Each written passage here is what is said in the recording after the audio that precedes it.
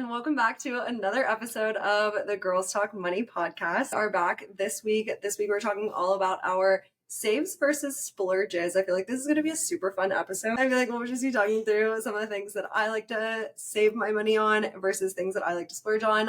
And then Grace will be doing the same. And we'll just kind of talk through some of our similarities, our differences. We also asked you guys on our Instagram stories before we filmed this episode what you like to save on and what you like to splurge on. We got a ton of really interesting responses. So we're going to talk through all of those again today. But before we get into it, let's talk through what's going on in our week. What's going on? Yeah, we're still at FinCon as we're filming this.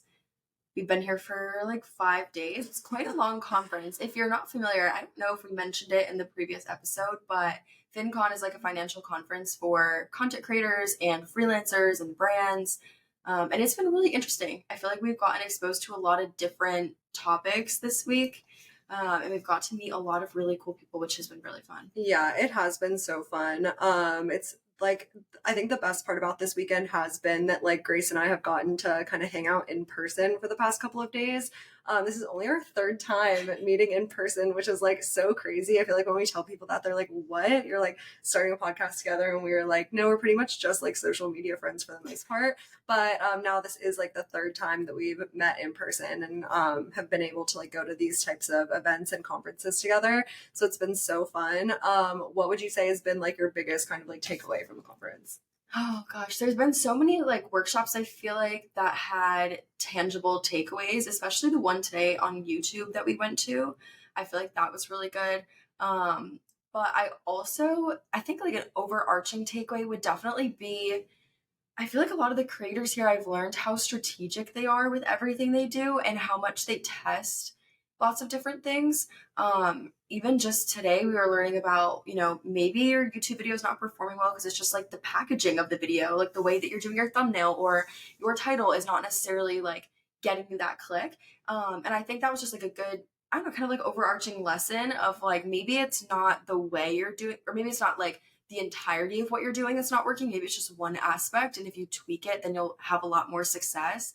So I think that was a good kind of reminder, especially with, some types of content you love creating, or people might ask you a question over and over again, and I want to make a post about it. And then that, people don't see the post and, so maybe it's just about kind of, I don't know, reworking how I structure something. So I don't know. I think that was a good kind of takeaway. Yeah, 100%. I feel like we've gotten so many good takeaways from the conference. One thing that has been really big for me this weekend has just been connecting with everyone. I think this kind of industry and line of work can be so lonely sometimes. You're literally just sitting in your house or your apartment, and I live alone, and I'm just creating content for sometimes what feels like myself.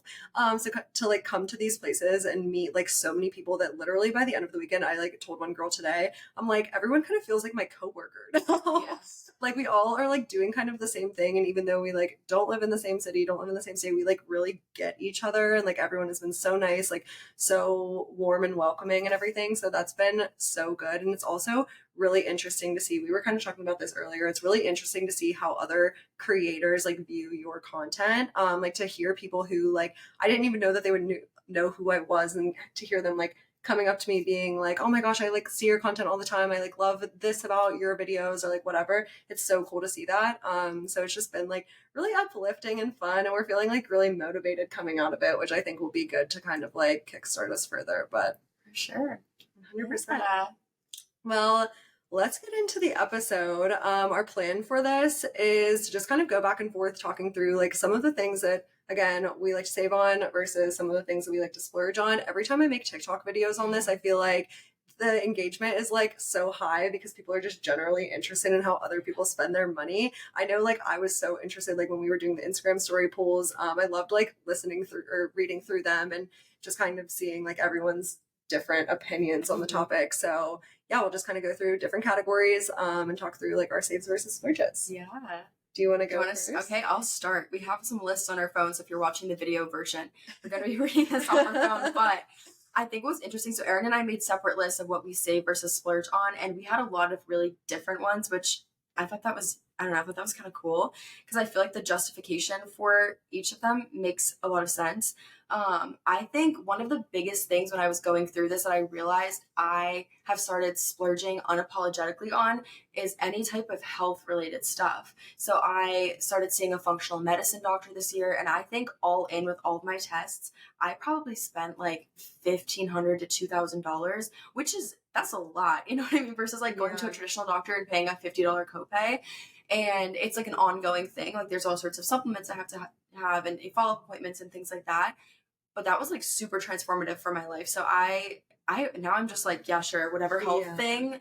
Even like with high quality groceries is kind of like another thing that goes with that. I will go to a certain grocery store because I live kind of in the middle of nowhere, and I'll drive to a special grocery store and stock up on some of like the organic, or I'm gluten and dairy free, so like those types of allergen friendly foods, which they don't have at my regular grocery store. And I'm just like, it's fine, unapologetic, because it's just, I don't know, I feel like Yeah. it's just all your health. It's I don't something know. that, like you said, it's something that makes your life better. And in turn, Yeah. like when your life is better, like you're working harder, you can like increase your, like, there's so many things that plays into that. Yeah. This is an area that I feel like I don't splurge enough on and I want to splurge more on. But honestly, like for me, I don't think it's like the money that's the blocker for not splurging on it. It's like the time. I'm like so annoying. I'm so bad at scheduling like doctor's appointments, like going to like get a massage when my back hurts. Like I'm so bad at like doing those things. And it's like I want to splurge on things that are going to make me physically feel better and like be healthier.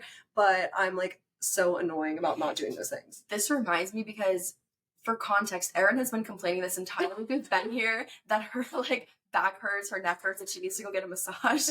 And it's so funny because I'm like, why didn't you do that before you came here? And now you're going to be in such a worse position Oh my with God. the flight and all just like sleeping in a hotel bed, just like us like sitting down all day in these workshops and stuff. But this reminds me of how I was in therapy a couple weeks ago, and my therapist, I told her, I'm like, yeah, I can set aside money for like somebody else in a blink of an eye. I set aside $250 a month for dating. And she was like, well, would you be able to do that for yourself? And I was like, girl, no, like Jen, I don't set money aside for myself. So then she was literally like, checkmate, like that's going to be your task this week. Like you need to go set aside a certain budget for yourself.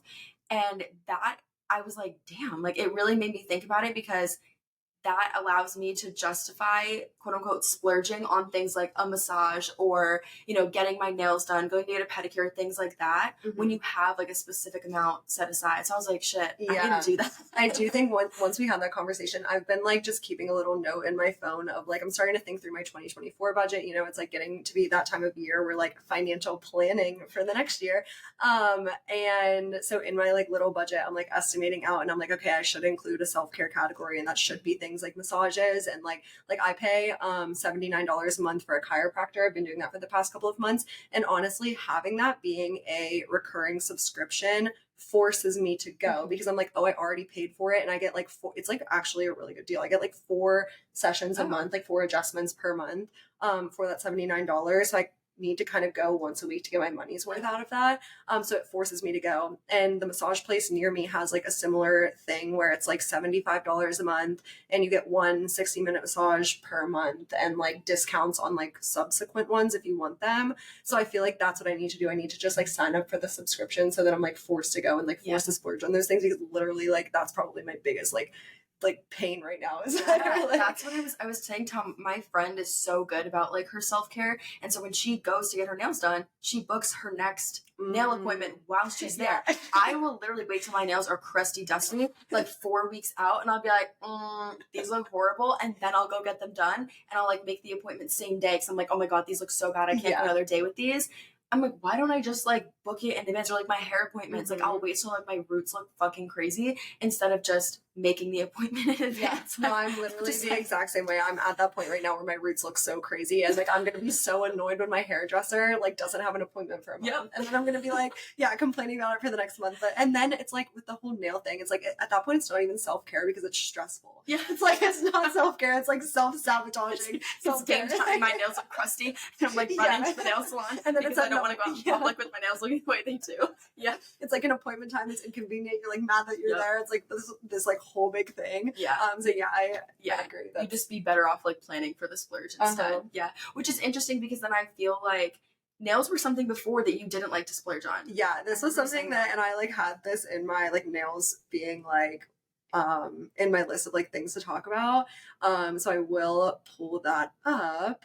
Okay, yeah, so nails, whether it's like save versus splurge. I go so back and forth with this because I like having my nails done. I hate going to get my nails done. I'm literally the most impatient person ever. I like sit there and I like am so like impatient the whole time and like hate like not being able to like be on my phone. Like if I go to a pedicure, I can like do work while I'm like kind of doing it. But like me sitting in like the chair uncomfortable for an hour and a half. Like I don't really have a nail girl that I'm like friend like my hairdresser, I'm friends with her so we can sit and talk for 3 hours and it's fine. But like I for some reason just hate the process of getting my nails done. So I honestly think even though I do like how my nails look when I get them done, I honestly think it's something that I'm going to be like save on moving forward. The only thing with that is that I am like I might be bringing a nail salon on as a social media management client, like a local Pittsburgh nail salon as like a social media management client. So with that, like I would be getting my nails done through them. But like, okay, at that point it's like kind of work, I guess. Yeah, but, that's true. That's yeah. true. Nails are something that I do. I don't necessarily, I wouldn't say splurge because I don't spend like a crazy amount. Like I don't get a bunch of funky designs. I don't do like the gel top coat. Like I just do dip, which is pricier, but it's so much better for your nail health than like the acrylic. But I genuinely like having my nails done. It makes me feel put together. And there was one point in time where I was like, no, like you can do this at home. Like, why don't you save the money to whatever? I bought a whole kit and I would try to sit down and do it. And it would take me like 2 hours to do my nails because it is so hard. Yeah. And then by the end of it, I was like, I hate this. And trying to like use my non-dominant hand to do my nails, like one of them looked good and one looked like it was done by a 5-year-old. And I was like, I'm like, this is, I spent 2 hours of my time. And I also used to think too, I'm like, what do I value my own time at? And so at the time when I was trying to do my own nails, I valued my own time at $50 an hour. So I was like, okay, I just spent 2 hours doing my nails. I just spent $100 worth of time. Plus the kit was like $35. That's $135. I mean, the kit's not a reoccurring expense, but $100 every single time of my time versus I can go spend $45 to get my nails done in an hour. Like, I was like, no, it's not worth the save. So me. I bought like earlier this year, I was like, okay, I hate going to get my nails done, but I like having them done, you know? So I am going to buy like a nail kit to see if I can do them at home. And I actually do like, not like because when I'm sitting there I'm like, oh my gosh, like it's a task, it's like a chore to me, but I would rather do them at home because of the fact that I don't have to like make an appointment, go like whatever, and I'm actually not bad at it. So I will say like my $200 nail kit, even though I don't use it too frequently, like I have had my nails done for the past couple of months, I'm probably going to get them off, and like if I do need them done for an event I can just like go do them. So I think that like was a good like splurge almost, because I think with like if you're going to get a nail kit to do your nails at home, you need to like invest in kind of like higher quality stuff. Like I didn't buy one kit, I bought all of the stuff individually, which I watched like so many TikTok videos like to see how to do this, and I bought all the stuff individually to like, and it all added up to like 200 and some dollars, but I think that was a good splurge.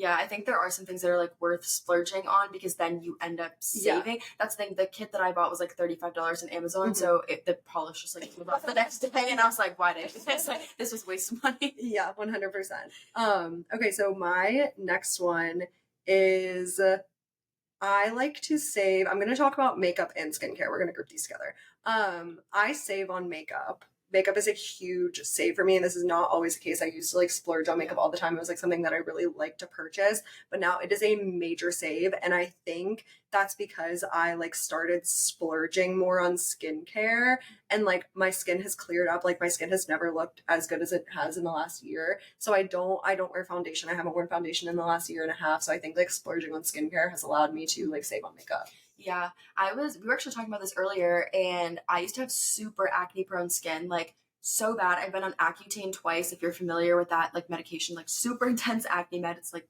it's insane.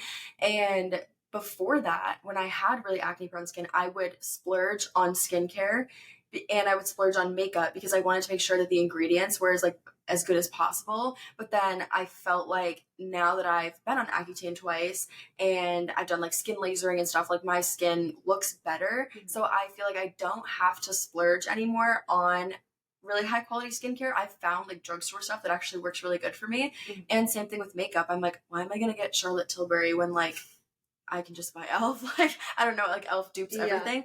And I feel the same way where I don't feel like I need to buy expensive makeup anymore. I feel like Mhm. the dupes are just so good. Although I'm not like fundamentally against splurging on skincare or on makeup, but it's only if I really find something that I Yeah. genuinely really like. I was gonna say, like, I think that there's an aspect of like, okay, are you splurging on like one particular product because that's your favorite product? Like, for example, with skincare, like I like a cleanser that's like kind of expensive and like that's my cleanser. But I think there's also an element of splurging in the sense that like you're always running to Sephora and like always like grabbing a new like blush. And, like you don't need 30 like different you see it on Yeah. TikTok all the time. It's like, okay, you buy like 30 different kinds of blush and they like all look the same. Like I kind of take the approach that like when something literally runs dry, then like when my mascara runs dry or like expires, then I'll like go buy a new mascara. But I'm not like into makeup and beauty and skincare, like in the sense that I'm going to go like buy a ton of products that I'm not using. I kind of buy them one by one. I will say like a really good hack and something that like I've been trying to focus on a lot is I've been thinking a lot about product and of your products. Like they don't have that long of a shelf life. Like if you buy a mascara, it only lasts, it's like a 3 month, like whatever from the time that you open it. And I don't go a lot of places. Like I work from home, so I don't wear makeup every single day. So I actually have found that I save a lot of money by buying like the mini versions of a lot of things as opposed to like the value size. I used to do that. It's like, oh, well, it's a better value if I get like the biggest product, but then I never use all of it because I can't use them quick enough to like not let the product expire. Yeah, I know there's actually, I used to be super into makeup. Like when I was in high school, I would wear full like eyeshadow, fake eyelashes, the whole thing to high school, which is crazy. But it was like a hobby and it was super relaxing for me. So I did used to spend more on it.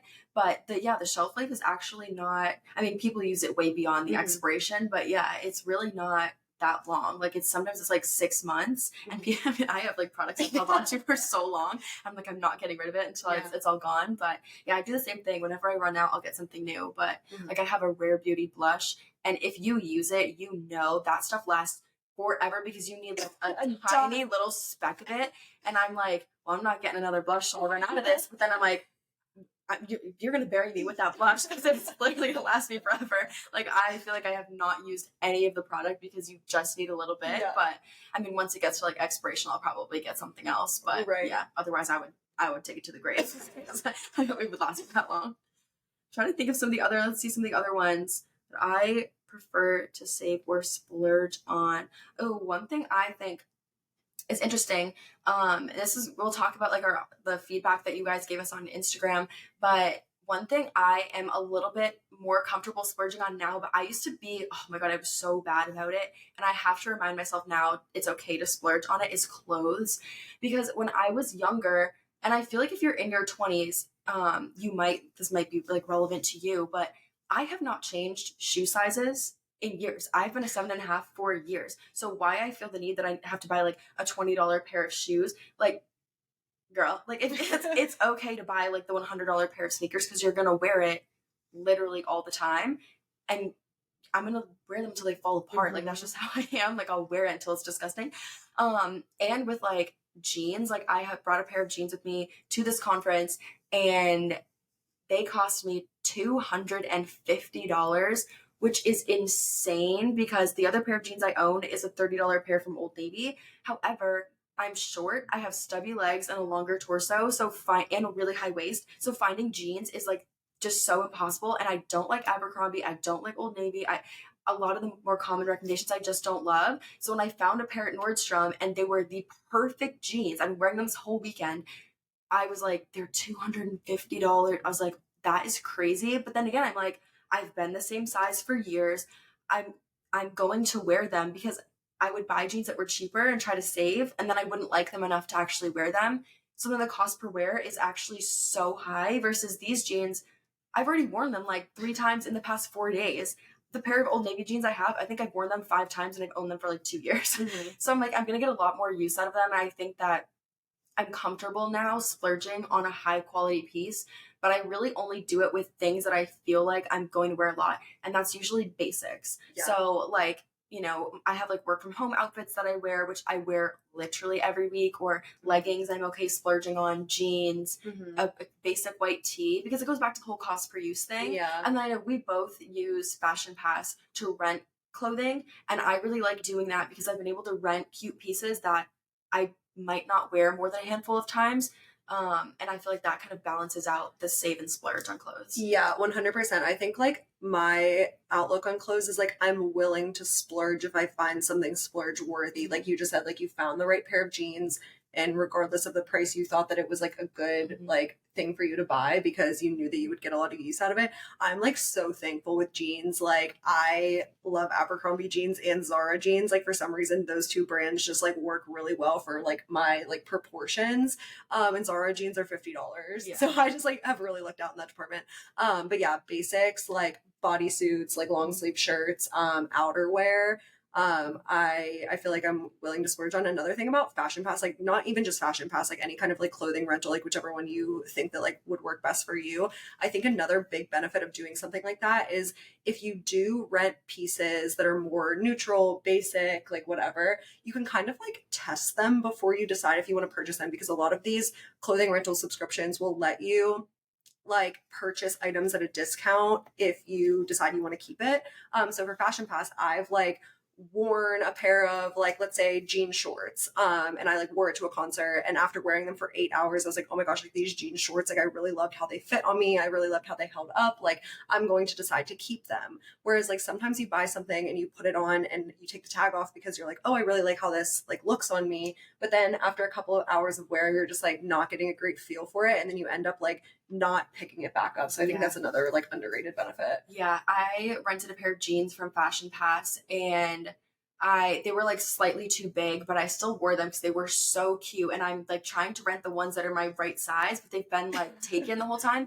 But it was nice because they're a designer pair of jeans, and I think they're like $168 full price. And I was hesitant to pay that much on jeans, but then when I got them, I was like, these are so high quality that I felt like, okay, maybe I should look at jeans that are more in this price range, because again, I struggle with finding them. But one thing that came to mind when you were talking was, I used to struggle a lot with spending money on basics, like you were saying, bodysuits or something you're comfortable spending more on. And I used to be like, oh, it's like just a white tee, or it's just whatever. And then I'd wash it a few times and it would look like crap, or like it would start falling apart. And I'm like, it actually makes way more sense to splurge on the basics so that you have like a good white tee you can wear all the time, or you have a good leather jacket, good pair of jeans, or like a good pair of heeled booties. You know what I mean? Like those types of things. And the things that you shouldn't splurge as much on, in my opinion, are those one-time outfits, which I think especially in college, I would see a lot of people do that with like, I was in a sorority, so like sorority formal, people would buy like a $300 dress, and like I was getting like a $25 dress off like the clearance of Boohoo. Like I just, because I'm like, you're gonna wear it once.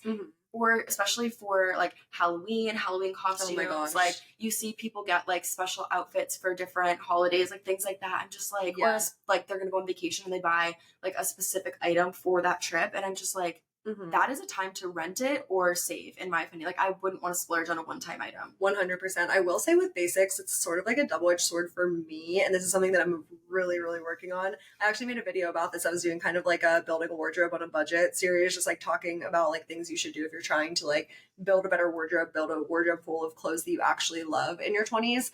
And the one thing that I talked about is taking care of your clothes. And I will say sometimes for basics, for me, I like get into the habit of like, I am doing a lot since I made that video, like for the past couple of months I've been like really working on this. Like my closet used to be a literal disaster, and I have a dog that sheds, so I would like wear something for 30 minutes and take it off and throw it on the floor. I would get dog hair all over it, and then I would need to wash it, so I would like end up like washing my clothes all the time, and then that makes them like look terrible. So I was just like getting to a point where I'm like, well, why am I spending a bunch of money on like a high quality basic, and then it's no longer high quality because I'm literally throwing it on the floor and stuffing all over it.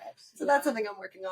Yeah, that's been one thing that, I mean, some people who are listening probably do the same thing. When I do my laundry, I just shove everything in together and I put it on cold. And then after washing like my white shirts or white shorts or whatever, they'll look dingy. And I'm like, what the heck? Like, why do they look so dingy? And my parents will be like, because you're washing them with your dark clothes. Yeah. But then the problem is I'll only have like one white shirt because I don't wear white that often. So thank God I live with my parents and I'll just mix it in with their laundry. But I think about that a lot too whenever I'm like, hey mom, can you wash my white shirt with your white shirt? Because that's part of it. If I buy like a high quality white t-shirt or just like a high quality basic, I need to make sure I'm like actually reading the care instructions and like, actually taking care of the clothes.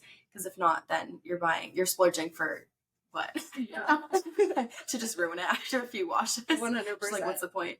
Okay, I feel like we could do an entire episode just on like clothes and like spending money on clothes, because obviously like this is something that, I mean, when we were polling our audience on this, I feel like clothes were something that came up so often, like whether you're on the same side versus the splurge side. So like people definitely care about this topic, but we have a lot more here. So okay, one thing that I like have to bring up, because I feel like I've been talking about this so much recently, is like I splurge on my apartment, and like my apartment is literally my favorite expense. And I say that in a lot of my videos, and I think a lot of people relate to this. I'm actually like moving into a bigger apartment, so my rent is increasing a little bit, but I just think like over the last year, like living by myself without roommates is obviously a higher expense, but it's just been like the best thing for me in literally all aspects of my life. But I think there's some more things that like go into that. So a couple of things that I listed here are, I like paying for convenience in terms of both location and amenities. I did decide to I don't live like right in the middle of Pittsburgh. I live like a little bit outside the city. So I chose to save on location, but that was actually like not for the money aspect. It was because that makes the most sense for me having a dog. I got to be like on the bottom floor. She has like green space with a patio, and then paying for convenience in terms of amenities. So the pool, the gym, like everything like that. I just feel like the dog park, like I just feel like I really get my money's worth out of that. And then second, I think this is super underrated, but splurging on like community. So if I were to like move out and like move into an apartment by myself, but get like a one-off apartment from like maybe a private like person, or not like a complex is what I'm trying to say. Then I feel like I would feel really lonely. But now like I moved into this complex, I've met so many people, like so many friends, I met my boyfriend, like that's like how I kind of like built my own little community, which I think is so important in your 20s. So my apartment is a major splurge. Yeah, you bring up a good point. And I actually made a video about this a while back, but I talked about the importance of investing in community, especially in your 20s, and not being afraid to actually put like real money towards it. I did like a business coaching program, which is another thing I said I splurge on. When it comes to work expenses, since I own a business, I feel like I operate kind of like a startup where I'm strategic about what I splurge on and what I save on. But things that I think I'm going to get a return on my investment, I will splurge on. And one of those things that I splurged on last year was a business coach, and it was group coaching. And I met one of my best friends. I've been friends with her for almost 2 years now. And it's funny because we've never met in person, but we talk literally every week. We do weekly meetings together. We're taking another course together. And I think other things also in my 20s where, for example, a couple months ago, my friend and I went to a cooking class in Boston. It was like $120, but we were with a whole bunch of other people. We were like talking with them, just connecting, like having fun.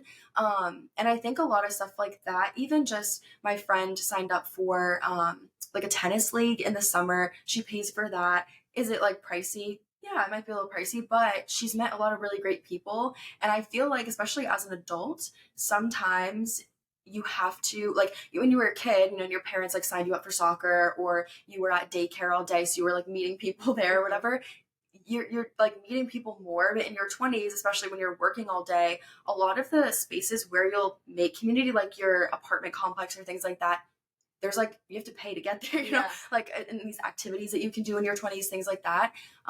So I know it's kind of like work expenses and community, but like, no, 100%. But I think that's like a good splurge for me. Yeah, I totally agree. That's like such an underrated little like, not tip, I don't want to call it that, but like such an underrated thing to splurge on is community. I mean, even like that, when you said kind of like business expenses, like that's like how you and I met. Like I reached out to Grace, like we just knew each other as social media friends. We just like connected through TikTok, and we would chat through like TikTok DM for a couple of months. And there was a conference coming up. This was in March, and now it's October when we're filming this. And the conference was coming up, and I literally messaged her and I was like, hey, would you want to like go to this conference with me? I'm like super introverted and like would not have went to that thing by myself. Like it's just not like my personality. So I messaged her and she didn't really know who I was that well, but she was like, sure. So we like went and got a hotel room together and like went to this conference, and now we are business partners because we have a podcast together, but we met like some other really cool people at that time. Obviously we're here at the, and like these conferences cost money. It costs money to fly and get a hotel and like come get your ticket for these things, eat out for an entire week. Like that's a significant monetary investment, but I think the return on that investment is like kind of infinite. And I think a lot of that is the investment in community. Like the conference we went to in March, it wasn't just geared towards creators. It was actually really broad. And a lot of you listening probably would honestly like the conference. It's called Economy. But I think the people I met there, like those interactions and like building community in that way, my ticket price was worth it 10 times over. At this conference, we've had like a lot of tangible, more like business tips, which is really nice. And I feel like you get that return with your ticket price in the tips that you're learning.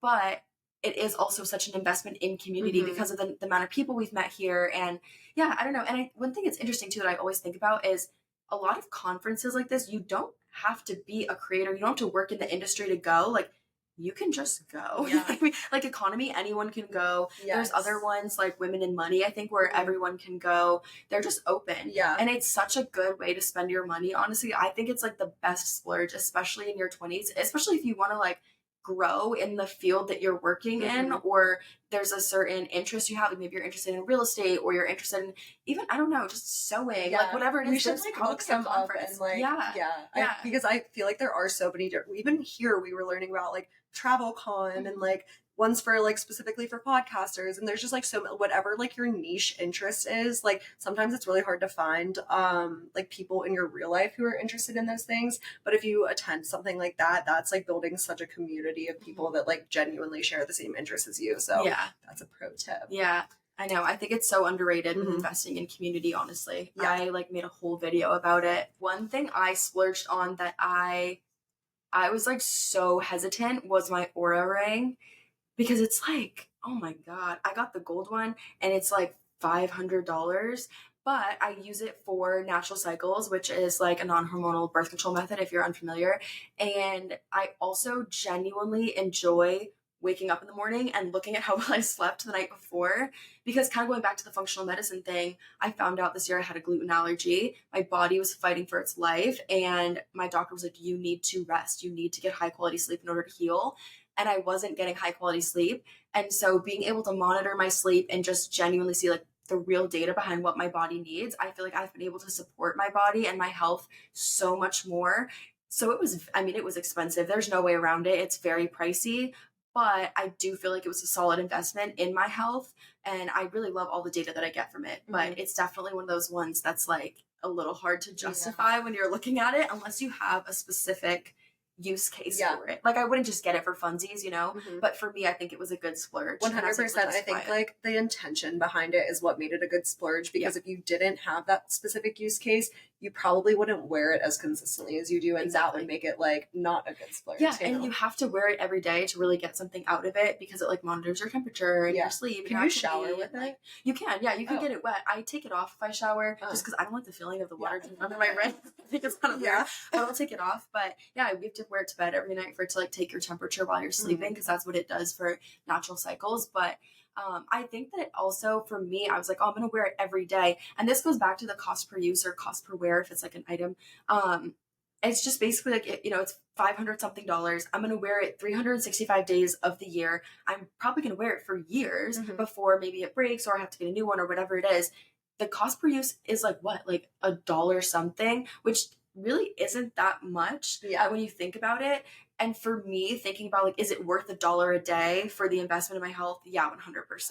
And that's kind of how I like backed myself out and like, kind of thought about if it made sense for me. And I did some research into it because I feel like I'm gonna get one at some point as well. And the gold one is much more expensive than like the silver and like the other the black or whatever. But like the fact that you splurged on the gold means that you'll actually wear it every day because it's cute. That's funny because I had gold jewelry and I was like, I don't want to get silver and then have mismatch because I know I'm gonna look at it every day and be like, why did I just not splurge and buy the one that I wanted? So I like that it matches the rest of my jewelry because I feel like it would seem out of place if not. Yeah, totally makes sense. Okay, my next one, and we'll probably only do a couple more of these and then go into some like listener save versus splurges.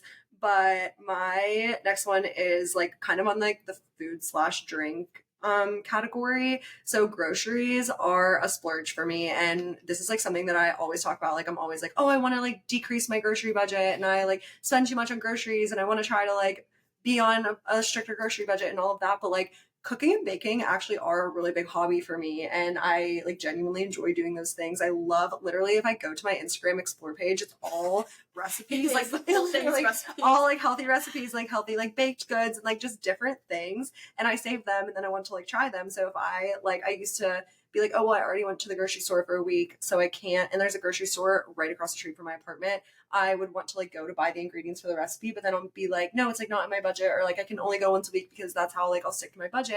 But like, no, it's a hobby. Like I work from home, like I stay home all the time. Like if I want to make like a meal or something, like whatever. Yeah. I feel like you also save in other categories, like gas, for example, because both of us work from home. And I spend like $50 a month on gas, sometimes 100 if I'm like driving around a bit more. But like that's less than the average person probably spends on gas. So like, get the freaking food that you want because you're saving in other categories. I like never get takeout by myself. Like literally maybe once a month do I ever like pick up food to just like eat alone. So I feel like that's an area where it's like, okay, maybe I'm spending more on groceries, but I never even have the urge to eat takeout because I genuinely love cooking and I love like eating the food that I make. Yeah. I feel like it's also a good life skill just in your 20s to know how to cook, to learn how to make certain things. I don't know. I feel like a lot of people, I don't have that skill. I like to bake. It will look like I tore the place up. Like there will be flour everywhere. Oh my gosh, it'll be a mess. My dad will walk in sometimes and be like, what the hell are you doing? I'm like, I don't know either. But it's like, I don't know, I feel like it's a good investment. Like, I don't know, I see it as an investment. Like, you're getting something out of it, you're nourishing your body, you're, like, learning, like, what you like to eat, what you don't, how to prepare certain things, which I feel like is, it's fun. It's genuinely fun. I will find these weird recipes. I'll go to the grocery store with my parents, and I'll be like, I need arrowroot powder, and they're like, what is that? I'm like, I don't know either. I'm like, but I saw it on TikTok in a recipe and I need it, and like that type of stuff. But it is fun to experiment. Like it's genuinely a hobby, and it gets me like off my phone. It gets me doing something else for an hour. Like it's just like it's very therapeutic to me. We should totally do an entire episode on hobbies, maybe spending money on different hobbies and like the cost, and just because I feel like that's something that a lot of people in their 20s are so hesitant to splurge on. I know I am. I wanted to get into like I want to do something different, but then I was like, like I feel like every hobby is so expensive. But like even I love reading, and I don't like reading a physical book, so I'll read on my iPad. But I refuse to buy a book. I refuse to pay for it. I will if it's not available at the library. I'll wait a year. That's so funny. I will literally wait a year before I pay $13 for an ebook. I don't know what it is, like the principle of it. But I read every single night before bed for at least like 2 hours. So I'm like, why don't I spend $13? I don't know. Yeah, that's crazy. I'm the worst at this. This is probably like things that are like stupid that I spend my money on. I like am so not consistent with reading, and I will read like 10 pages of a book and then like never pick it back up again. But I like will pick up a physical book because I'm like, oh well, if I spent $20 on it, then it'll like make me read it. But then I still don't read it. So that's funny. You should splurge on books. I know. I really should. I should dedicate some money to just like buying the ebook. I like the reading on my iPad because I can read. Right, I can turn the light off in my room and just like have my screen lit up slightly and read that way. But yeah, I don't know what it is. If it's not available at the library as an ebook, I won't buy it. Which I will literally, there are books I've wanted to read for over a year and I just like refuse to buy them. Something about the principle. I'm like, why buy the book when it's free? I don't know. It's so bad. I should just buy the book. That's so funny. Should we get into some of I would say, I want to talk about some of the audience ones. I think So we polled people on our stories asking like what your saves versus splurges are. So if you're not following us on Instagram, you should, because it's, I don't know, it's a lot of fun. Yeah, We get to we kind of do a lot chat of to you like guys. Q&As for these types of Yeah. episodes. Yeah. I think one thing that I thought was interesting that came up in both save and splurge category for people who responded to my story was food. And so it's kind of interesting, like both ends, like of the coin, where some people said that they really like to splurge on healthy groceries, organic food, allergen friendly food, because I have a few people who follow me because they found me through like me talking about my allergies. So like it's kind of funny.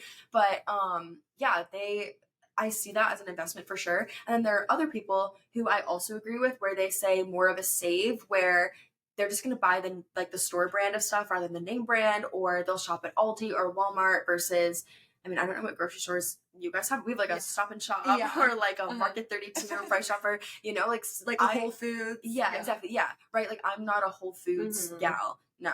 I just will go to Walmart and get what I need, and I'll maybe splurge occasionally on something. But yeah, I'll get the store brand before I splurge on the regular brand, you know? I will say, like, there's an expensive grocery store literally right beside my apartment. So that's been really hard since I moved in my complex, because I used to be like an Aldi girl, but it's like on the other side of my like town in Pittsburgh.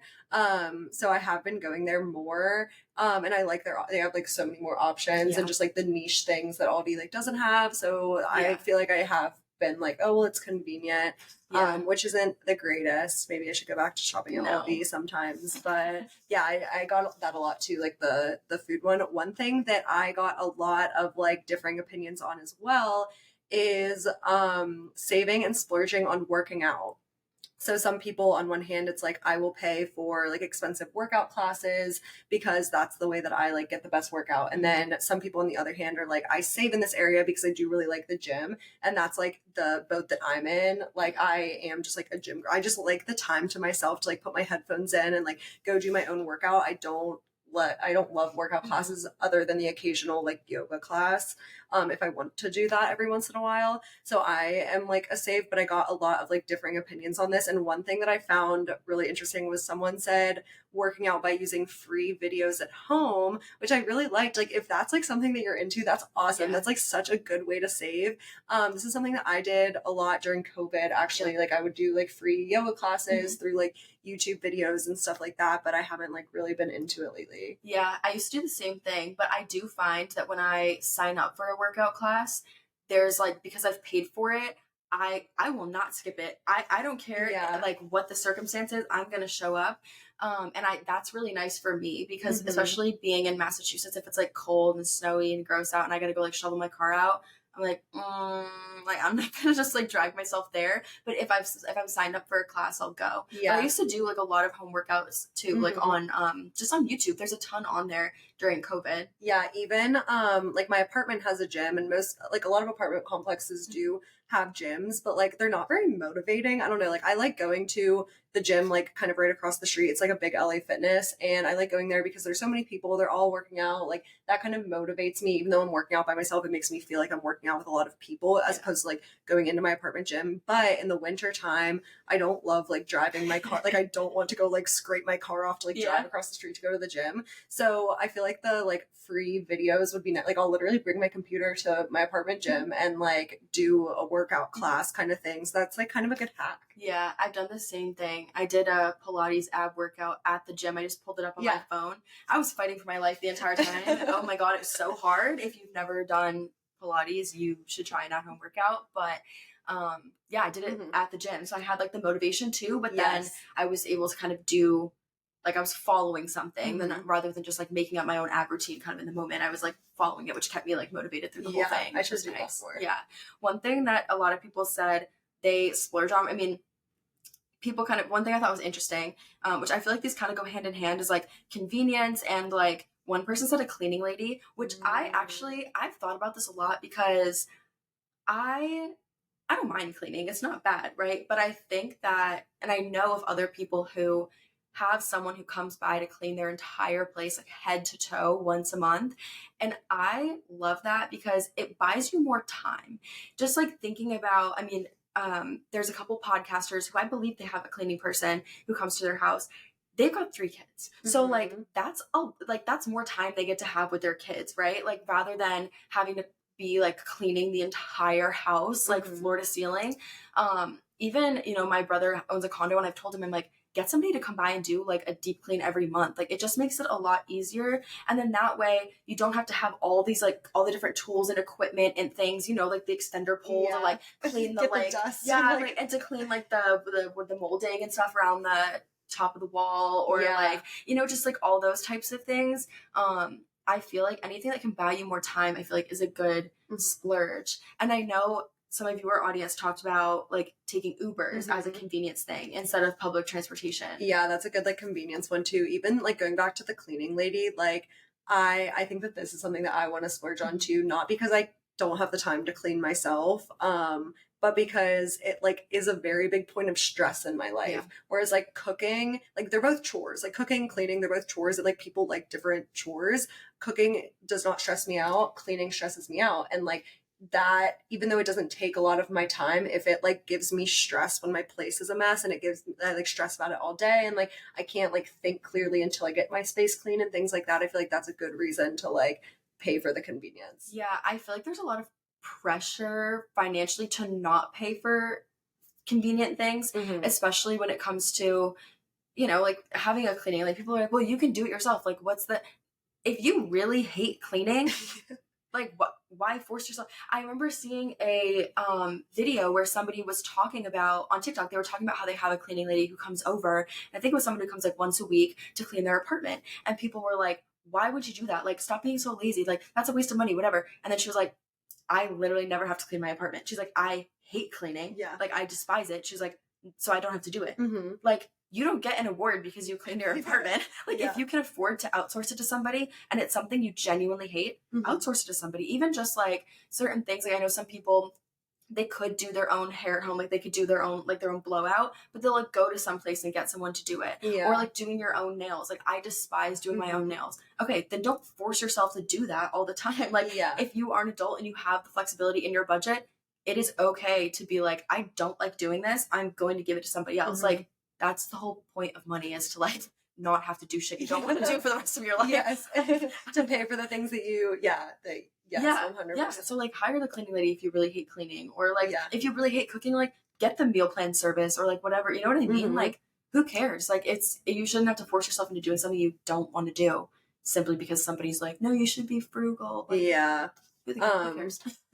Maybe this can be the last one unless you have another one that you really want to talk about, but cars were another one that I feel like I got a lot of responses on the save side with this, but I also know like just having conversations on social media over the past couple of years about cars, I know there's a lot of people that are in the splurge boat with cars as well.